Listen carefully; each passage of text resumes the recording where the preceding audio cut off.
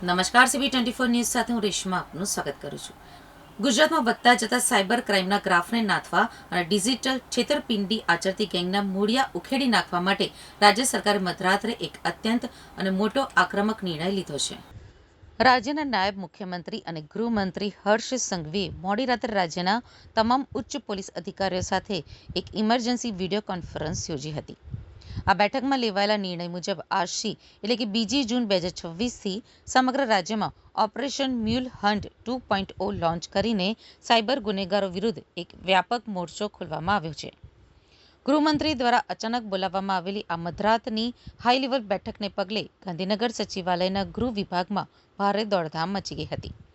રાજ્યના પોલીસ વડા સહિતના તમામ ટોચના પોલીસ અધિકારીઓ તાબડતોબ સચિવાલય ખાતે દોડી આવ્યા હતા. આ હાઈ પ્રોફાઇલ વિડીયો કોન્ફરન્સમાં રાજ્યના તમામ પોલીસ કમિશનરો, રેન્જ આઈજી, ડીઆઈજી અને જિલ્લા પોલીસ વડાઓ સહિતના તમામ અધિકારીઓ મધરાત્રે લાઈવ જોડાયા હતા અને પોતપોતાના જિલ્લાની વર્તમાન સુરક્ષા સ્થિતિ તેમજ સાયબર ક્રાઇમના કેસોનો ચિતાર ગૃહમંત્રી સમક્ષ રજૂ કર્યો હતો.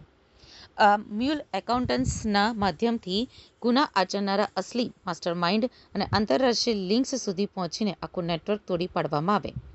સાયબર ઠગાઈમાં પ્રત્યક્ષ કે પરોક્ષ રીતે મદદ કરનારા તમામ તત્વો સામે કાયદાનું કડક શસ્ત્ર ઉગામવામાં આવ્યું છે.